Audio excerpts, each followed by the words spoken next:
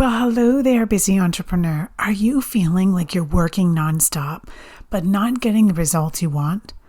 Today, we're diving into 8 productivity strategies that will help you stop spinning your wheels and start making real progress towards your business goals. Stick around if you want to learn how to focus on the right tasks that will move your business forward. Let's do this. Are you that driven entrepreneur who believes that working harder holds the key to your dreams? Are you drowning in the day-to-day tasks, wishing you had more time to strategize and cast the vision for your business growth? Hi, I'm Donna Dubé, your guide on this entrepreneurial journey. I've walked in your worn-out shoes, burning the midnight oil, convinced that sheer hard work was the secret to success. Just one more email, one more task, until I found myself on a one-way track to burnout. But here's the twist in the tale. I discovered that success isn't just about working harder, it's about working smarter. It's about being intentional with our time. It's about steering our ship with focus, because no team, system, or automation can outperform a lack of direction. In this podcast, I'm sharing with you all the strategies for business growth that it took me years to learn. If you're ready to step out of the daily overwhelm so you can amplify your profits, then I'm ready to teach you. I believe the only limit to your business growth is the one you set for yourself. Go grab a notebook, warm up that cup of tea, and let's do this. Hello, and welcome back, small business owner. It's that time of the year when those goals we set in January start to feel out of reach. You know what I'm talking about, right? Between those distractions, competing priorities, and of course the inevitable urgent things that crop up both in our business and in our life. It seems easy to feel like we're losing track. And trust me, I've been there and it's tough. But today we're going to talk through some solid strategies to help you stay focused, keep the momentum going, and ultimately get the right things done. Because it's not just about working harder or getting more done. It's about getting the right things done to move your business forward. All right, I'm going to pause here for a second because you may be thinking, Donna, I'm already working 40, 60, maybe even 80 hours a week. How can I possibly do more? And that's the problem right there. It's not about doing more. It's about doing the right things. Yes, I'm saying this over and over, so I hope it's sinking in. Doing the right things that lead to actual results. To give you a visual, imagine you're sitting in a rocking chair and you're rocking back and forth. It's moving. Oh, yes, it is. But where's it going? Exactly. Nowhere. You're in motion, but not toward any meaningful destination. If you're feeling like you're working hard, but not seeing the results, it might be because you're busy in the rocking chair of your business, not actually moving toward your goals. So let's dive into some strategies that will help you get out of that chair and on track to real progress. So first and foremost is an action plan. Now, if you've been listening to me for any time, you know I am a planner and you know I strongly believe in the benefit of planning. So yes, you've got goals, but do you know what steps are required to actually hit those goals? If you don't, it's kind of like you're a driver in your car with no GPS. You might be on the road, but you don't know where you're going or how to get there. And the good news is action plans don't have to be complex. Break your goals down into 30, 60, or 90 days chunks and identify the specific steps you or your team need to take. Having a plan is critical because it eliminates that sense of uncertainty when you sit down at your desk and start your day. Instead of thinking, what should I do next? You can ask, what step in my plan am I working on today? And if you don't believe me, the research here is clear. When you take the time to plan, you spend less time implementing because you already know the path. And that clarity, it fuels confidence and momentum. All right, tip number 2. Every day you need to ask yourself, what is the most important thing I need to do today to stay on track with my goals? This is your $1,000 task. Now, I'm not saying you should work only for things that cost you $1,000 to do, although that would be nice. I'm talking about focusing on the high impact activities that will actually move the needle in your business. You've probably heard the saying, if everything's a priority, then nothing is a priority. And while that's true, not every task deserves your full attention, and certainly not all tasks are equal. Start identifying the $1,000 tasks, the big ticket items that will create the most value, and focus on them. Everything else is a distraction. I've worked with clients who feel overwhelmed by their to-do list, but once they narrow it down to the $1,000 tasks, they start seeing results. And I promise you, it'll help you stay on track. All right, the third strategy is being mindful of your time and energy. And this one is huge. I mean, I could do a whole episode just on this one, but managing your time and energy is so important. Time, obviously, is obvious to most of us, right? But your energy is just as important, if not more. You've heard me say this before, but it's worth repeating. Your energy directly impacts the quality of work you do. So I know for me, as an example, I am most productive in the morning, and so I block off mornings for the most important tasks. I also make sure to monitor how much energy certain activities drain from me. If I'm dreading something or trying to avoid it, yes, I do that too, I know that it's probably sucking my energy. Truth is, sometimes even the draining tasks happen to be the $1,000 tasks. So it is a bit of a balancing act, my friends. It's not always clear cut. All right, strategy number 4, eliminate the chaos and the distractions. And this is something that's ongoing for most of us and something we have to work on every single day. Distractions are inevitable, but chaos, we can certainly minimize that. For starters, you have to know what's a distraction and what's a priority. Because if you don't know what matters, you'll be distracted by anything and everything. For example, my spouse might ask me to drop something off, or a client might need something last minute. Those are the kinds of distractions that pop up all the time. And the key is knowing when to say yes and when to say no. Are these distractions aligned with your $1,000 task for the day?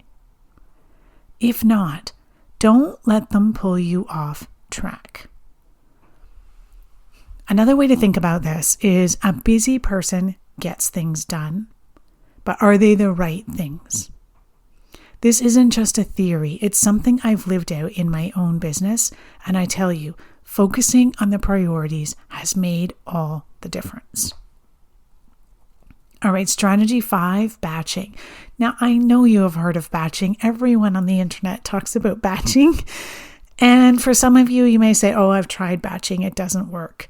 But again, you have to find your rhythm. You have to find your way. But batching your task is one of the most effective strategies to reduce wasting time and mental energy throughout your day. The concept's simple, right? You group similar tasks together and you do them during a designated time slot instead of bouncing between different types of work.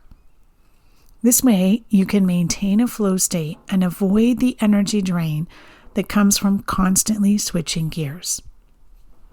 So for me, when I batch my content creation, I dedicate partial days to writing, recording, editing this podcast, rather than starting and stopping these activities throughout the week. So on a content creation day, I'll focus solely on writing my outlines, writing my blog posts, recording podcast episodes, or working on my membership materials.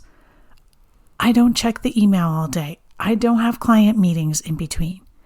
This allows me to get into a deeper state of focus and actually finish the tasks more efficiently. Similarly, you can batch your administrative task, right? Set a specific time to handle emails, respond to your inquiries, or process your invoices, or whatever those admin tasks you have to do are. Once these tasks are batched, they won't interfere with your productive, deep work time. Not only does this save you time, but it also frees your brain from constantly switching between different types of tasks, which we know can be mentally exhausting, and the science already proves that when we switch back and forth, we are being less productive and less efficient. So by batching tasks, you're also more likely to actually finish them with more focus and less mental fatigue. Who doesn't want that? Plus, you'll likely find that once you're in the zone, you can get through them much faster, leaving you with more time to focus on that high-level strategy and growth. Alrighty, hope you're still with me. Strategy number 6 is that uncomfortable word saying no. And it might feel uncomfortable to say no, but learning to say no is an essential skill for protecting your time and ensuring you're focused on what really matters. I know as a business owner, it can be tempting to say yes to every opportunity, every partnership, every client request, every meeting. But here's the catch. When you say yes to something that doesn't align with your priorities or your goals, you're unintentionally saying no to more important tasks that could move your business forward. The ability to say no requires clarity about your goals and your priorities, i.e., that plan we were talking about at the beginning. When you are crystal clear about what you're trying to achieve in your business, it becomes easier to assess whether this new request that just came flying in is worth your time. And if this new request doesn't contribute to your vision or help you grow in a meaningful way, it's okay to politely decline. Yes, I want to say that again. It's okay to politely decline. So as an example, let's say you're offered a speaking opportunity that doesn't align with your current business objectives. Well, it may sound exciting asking yourself this: does this align with my strategy for this quarter? Can you give the perspective needed to say no with confidence? Learning to say no also helps create boundaries. It's easy to feel like you have to please everyone and anyone. But when you prioritize your time and energy on tasks that actually align with your business goals, you'll be able to say yes to the opportunities that truly matter. Saying no isn't about being rude. It's about being intentional with your time and protecting the space for the activities that truly do make an impact. All right, strategy number 7 has to do with the tech in our world. We all know there's no shortage of digital tools to help us streamline our workflow and keep us on track. In fact, there's sometimes too many to choose from, right? We've got project management platforms, we've got time tracking apps, we've got technology to help us stay organized, help us stay focused, help us stay productive, and the list goes on. But project management tools, I just want to talk on for a second, really allow you to break down those complex tasks into smaller, actionable steps. And they really help you prioritize and stay organized. So you can use these tools to create timelines for each of your projects, to assign tasks to certain team members, and essentially track the progress. This keeps everyone on the same page and reduces the mental burden of having to remember all the details. Now, if you're listening to me and you're a solopreneur and you think, well, I don't have a team, I don't need a project management tool, think again. I have used a project management tool in my business as a solopreneur and with a small team. And trust me, it saves you so much time. You can see exactly where your focus needs to be and what you need to do next. In addition to these project management tools, time tracking apps can help you monitor how you're spending your time. Are you spending hours on email and social media? Or is a large chunk of your day consumed by low impact tasks that actually could be delegated? So inside the Profitable Small Business Club, we just had a challenge in February, which was the Time Freedom Challenge. And so each of the members had a chance to track their time for 2 or 3 days. And then what did they do with that data? Well, then we looked at what can we eliminate, what can we automate, and what can we delegate. And so during the month, we went through each of the steps of that process, and they were able to get tasks off their plate, things that weren't giving them a return on investment, they could just eliminate. Things that could be automated, they could work on setting that up. And things that could be delegated, they could work on handing that over to their team. And the results are that they got significant hours back to them, right? Every week they could now have 2, 3, 5 hours back, which they didn't have before. That's hours that can help them identify those high-level tasks and get more things done. So don't disclose and don't forget about eliminating and about automating whenever possible. I think most people, when they think about, I got to get this off my plate, they immediately want to go to delegating to a human. And yes, sometimes that is the most effective solution, but we forget that sometimes we can just eliminate or automate. All right, the less you have to manually manage, the more you can focus on that high-level strategic work, because that's the work that requires your expertise. All right, my last tip here or strategy for this podcast is taking guilt-free breaks. Whoa, a guilt-free break. Raise your hand if you haven't done that in ages. I know, because I was there too. It's easy to fall into the trap of thinking that working nonstop is the key to success.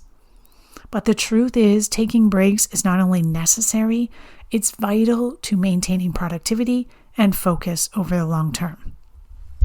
When we as business owners try to work continuously without pausing, we are treating our bodies and our brains as if they were a machine. We are not our iPhones. Well, even our iPhones need to plug in and recharge. We have to pause to recharge. Our brain gets fatigued and our focus diminishes. You might find yourself getting less done in more time, which is the exact opposite of what you really want, right? So to make sure you stay at your most productive, schedule regular breaks throughout the day. Short, frequent breaks can really help restore your focus, and those longer breaks, like your lunch and your walk, give your brain the rest it needs to stay sharp. If you struggle with this, there's a technique called the Pomodoro, which I have found really works well. It's basically you work for 25 minutes and then you take a 5-minute break. And after 4 rounds of this, you take a longer break of 15 to 30 minutes. You don't have to be exact with this, but it gives you a sense of, I'm going to focus for this time and then we're going to have a break. These breaks give your mind the rest it needs to stay sharp without feeling guilty about, quote, not working. All right, in addition to structured breaks, I want you to give yourself permission to fully unplug when needed. A weekend off, a walk outside, a day with no meetings. All of those can make such a difference. And when you come back to work, you'll do so with a fresh perspective and more energy to tackle your tasks efficiently. Remember, you're not just avoiding burnout by taking breaks. You're investing in your long-term productivity.